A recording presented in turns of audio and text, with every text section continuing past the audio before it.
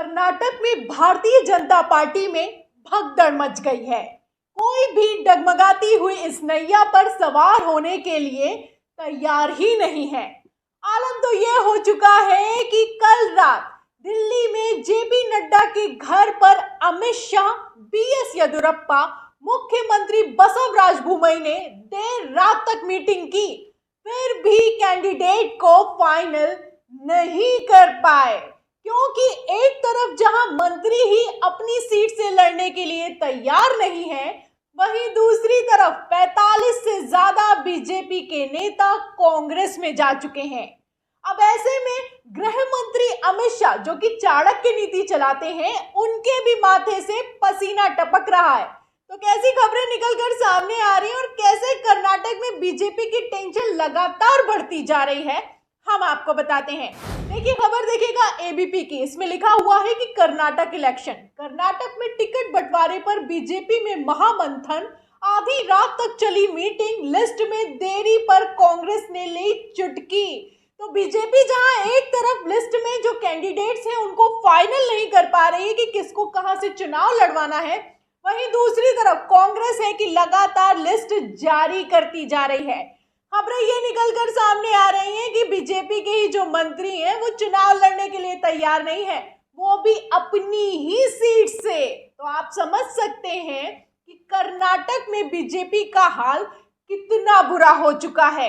खबर देखिएगा, इसमें लिखा हुआ है कि शुक्रवार देर रात दिल्ली में बीजेपी अध्यक्ष जेपी नड्डा के घर पर हुई बैठक में कर्नाटक में टिकट बंटवारे को लेकर चर्चा हुई है।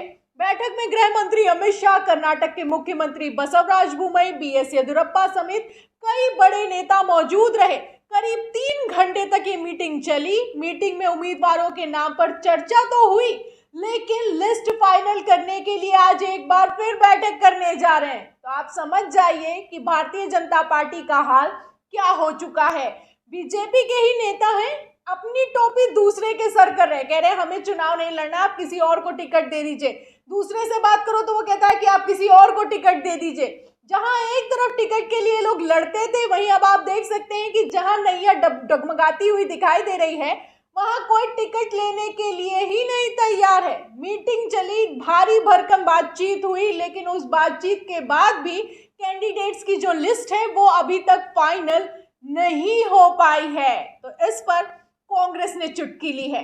कांग्रेस का कहना है कि जब इन्हीं के नेता इनकी दिए हुए टिकट पर सीट से चुनाव लड़ने के लिए तैयार नहीं है, तब आप समझ सकते हैं कि भारतीय जनता पार्टी में कितनी भगदड़ मची हुई है।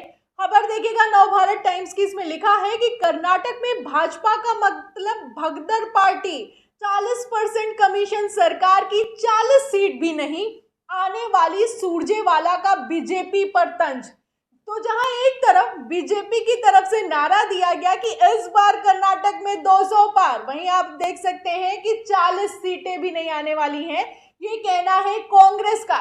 एक तो वैसे ही सर्वे ने नैया डुबा रखी है, वहीं आप देख सकते हैं कि अब हालत क्या हो चुकी है। एक तरफ सर्वे है, वहीं दूसरी तरफ बीजेपी नेता लगातार भाग रहे हैं, और तो और मंत्री ही अपनी सीट से चुनाव लड़ने के लिए तैयार नहीं है। तो इस पर रणदीप सिंह सुरजेवाला, कांग्रेस के नेता हैं, उनका क्या कहना है सुनिएगा। खबर में लिखा है कि कमीशन सरकार ने कर्नाटक को लूटा, सुरजेवाला। बेंगलुरु में मीडिया से बात करते हुए कांग्रेस प्रवक्ता रणदीप सुरजेवाला ने कहा कि मुख्यमंत्री बोम्मई जी अपनी सीट पर चुनाव नहीं लड़ना चाहते। तो जब मुख्यमंत्री ही अपनी सीट से चुनाव लड़ना ना चाहे, तो आप समझ सकते हैं कि हालत क्या होगी। आगे देखिए, इसमें लिखा है कि उनके कई मंत्रीगण अपनी सीट से चुनाव नहीं लड़ना चाहते हैं। जब अपनी अपनी सीट छोड़कर भाग रहे हैं, भाजपा में भगदड़ मच गई है। भाजपा का मतलब अब भगदड़ पार्टी हो गया है। अब वे फिल्म स्टार पर निर्भर है, क्योंकि ना मोदी जी को कोई सुनने आता है, ना बोम्मई जी को कोई सुनने आता है, ना नड्डा जी को सभाओं में भीड़ आती है। अमित शाह जी की सारी कुर्सियां खाली पड़ी रहती हैं। 40% कमीशन से बीजेपी सरकार ने कर्नाटक को लूट लिया है। तो कर्नाटक में बीजेपी का क्या हाल है आप अंदाजा लगा सकते हैं। हमने भी आपको खबर दिखाई कि किस तरीके से जब अमित शाह ने रैली की और रैली को संबोधन करने के लिए चले, तो वहां पर एक तरफ अमित शाह बोल रहे थे, वहीं दूसरी तरफ जो जनता आई हुई थी वो उल्टे पांव घरों की तरफ लौट रही थी। एक तरफ ऐसी तस्वीरें निकलकर सामने आ रही हैं, वहीं दूसरी तरफ जो बीजेपी के ही नेता हैं वो लगातार इनकार कर रहे हैं कि भाई हम तो चुनाव नहीं लड़ पाएंगे, आपको जिसको लड़वाना है लड़वा लीजिए, लेकिन हमें तो टिकट मत दीजिए। खबर देखिएगा, आपको याद भी दिला देती हूँ। खबर देखिए अमर उजाला की, इसमें लिखा हुआ है कि कर्नाटक में बीजेपी के लिए सत्ता बचा पाना आसान नहीं है। आधे दर्जन मंत्रियों ने चुनाव लड़ने से इनकार कर दिया है। तो कांग्रेस दावा करे कि मुख्यमंत्री तक अपनी सीट से चुनाव लड़ने के लिए इनकार कर रहे हैं, वहीं आधे दर्जन से ज्यादा मंत्रियों ने इनकार कर दिया है कि हम तो चुनाव नहीं लड़ना चाहते हैं। तो इसीलिए गृह मंत्री अमित शाह के सर से पानी टपक रहा है, पसीना टपक रहा है। बेचारे परेशान हैं, चाणक्य नीति चलाते हैं, लेकिन इस बार तो उनकी चाणक्य नीति भी काम आती हुई नजर नहीं आ रही है, क्योंकि एक तरफ जहां इनकार है वहीं दूसरी तरफ कांग्रेस में लगातार बीजेपी के नेता जा रहे हैं। आप देखिएगा खबर, बीजेपी और जेडीएस की सरकार चलती है। अगर आंकड़ों पर बात करें तो देखिएगा कांग्रेस नेता है गौरव वल्लभ, पूरा जो आंकड़ों की शीट है उसको शेयर करते हैं और लिखते हैं कि कर्नाटक में चुनाव है जहां बीजेपी और जेडीएस के MLA 6, MLC 2, ex MLA 11, x MLC 5, x MP 1, other senior leaders 20 और अगर टोटल कर दिया जाए तो 45 लोग कांग्रेस में शामिल हो चुके हैं। कांग्रेस पार्टी का दामन थाम लिया है, पिक्चर अभी बाकी है मेरे दोस्त। तो 13 मई को नतीजों के ऐलान होने वाले हैं, लेकिन उसके पहले ही बीजेपी का हाल क्या हो चुका है आप देख सकते हैं। किस तरीके से पिक्चर बदलती हुई नजर आ रही है, वो भी कर्नाटक में। कितनी ज्यादा हालत खराब है, ये तो किसी ने नहीं सोचा होगा। उल्टा आपको बता दूं कि भारतीय जनता पार्टी ने भी ऐसी उम्मीद नहीं की होगी। फिलहाल हालत आप देख सकते हैं कि जो मौजूदा विधायक है, मौजूदा विधान परिषद में काम कर रहे हैं लोग, वो तक अपने जो सीट है उसको छोड़कर कांग्रेस में जा रहे हैं। लगातार इस्तीफों की झड़ी लगी हुई है, वहीं दूसरी तरफ जो मौजूद है वो भी चुनाव लड़ने के लिए तैयार नहीं है। आपको बता दें, जहां एक तरफ भारतीय जनता पार्टी ने अभी तक एक भी सिंगल कैंडिडेट भी फाइनल नहीं किया है कि कहां से चुनाव लड़वाना है, वहीं दूसरी तरफ कांग्रेस ने कैंडिडेट्स लगातार जारी कर दिए हैं। पहले आपको बताएं कि 24 मार्च को एक लिस्ट निकाली गई, उसमें 124 लोगों के नाम शामिल थे।